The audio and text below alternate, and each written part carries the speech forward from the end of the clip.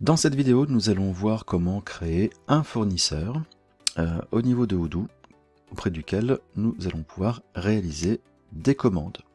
Alors je vous invite à prendre appui sur les fiches ressources qui sont disponibles dans les commentaires de la vidéo, notamment les fiches d'information des fournisseurs sur lesquelles nous allons pouvoir nous baser pour créer ces fameux partenaires.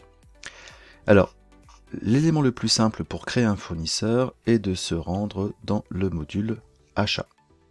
Lorsque vous êtes dans le module achat, il est possible, en cliquant sur le menu commande puis fournisseur, de faire apparaître la liste des fournisseurs présents dans la base. Dans notre cas, il n'y en a pas. Nous allons donc en créer un premier. Je clique sur nouveau et dans les informations que l'on me donnait, donc nous étions sur le fournisseur Bureau Fourniture, qui est une société située dans notre cas, donc ici 120 rue des artisans. Le code postal est précisé à Marc-en-Barœul. Je rappelle encore une fois que ces informations sont fictives, donc vous pouvez les saisir sans problème. Alors nous avions éventuellement un numéro de téléphone, un contact, un mobile, mais je ne saisirai pas dans ce cas-ci quelque information que ce soit pour communiquer avec les partenaires fictifs. Par contre, je peux éventuellement rajouter le numéro SIRET de notre contact. Je vérifie si je peux le saisir.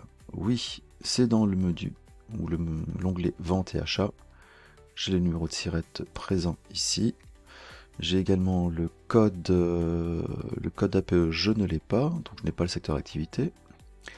Par contre, je vais revenir dessus. J'ai le code fournisseur. Alors, ici que je peux saisir, alors soit dans les étiquettes, ce sera un peu embêtant, sinon sur l'identification de la société. J'ai un délai de paiement à 30 jours fin de mois pour ce fournisseur.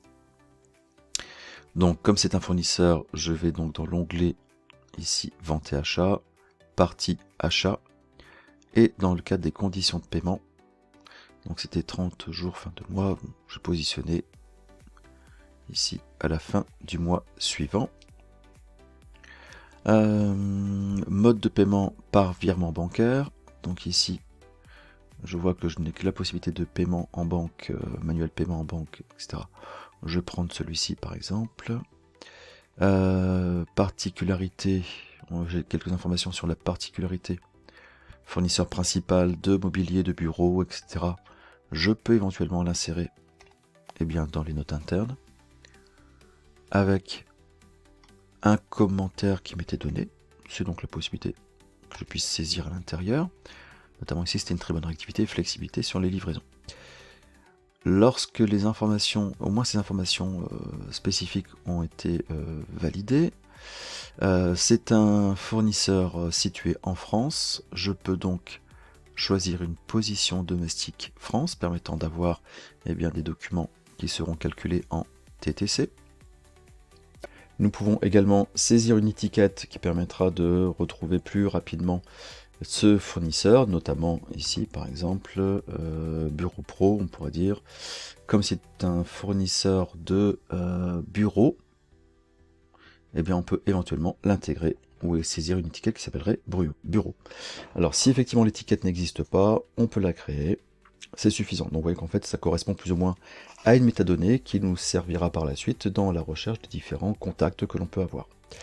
Si vous avez par exemple un contact physique permettant de représenter l'entreprise, dans notre cas ici c'était monsieur Denis Lambert, dans l'onglet contact et adresse, il est possible de l'ajouter. On peut simplement sélectionner le format contact et donc ici saisir son nom, donc Denis Lambert, et c'est donc un monsieur. Voilà. On peut éventuellement également saisir en fait le nom, en tout cas la fonction de ce monsieur, qui serait par exemple directeur commercial. Donc, et ça c'est le directeur commercial bien sûr de la société bureau fournisseur. On peut ajouter un email, un téléphone, un mobile, etc., etc. Donc là ici je me limite à cet élément-là. Je peux l'enregistrer et vous voyez que mon contact a été ajouté par la suite. De la même manière, si vous avez un logo représentant la société bureau fourniture, vous pouvez l'ajouter, eh bien, comme nous avons fait dans une vidéo précédente concernant le logo de notre entreprise. Pour cela, on va faire un petit test, on va donc aller récupérer le logo de Bureau Pro. Voici le logo du Bureau Pro est disponible, on peut donc l'ajouter.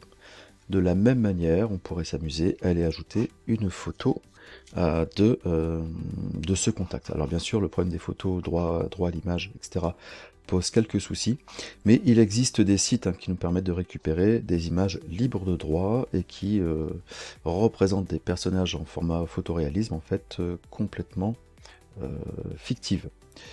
Je ferai un petit tuto là-dessus prochainement pour voir comment on peut récupérer des photos de personnes fictives et libres de droit. Voilà, nous avons créé donc notre premier fournisseur avec les informations spécifiques.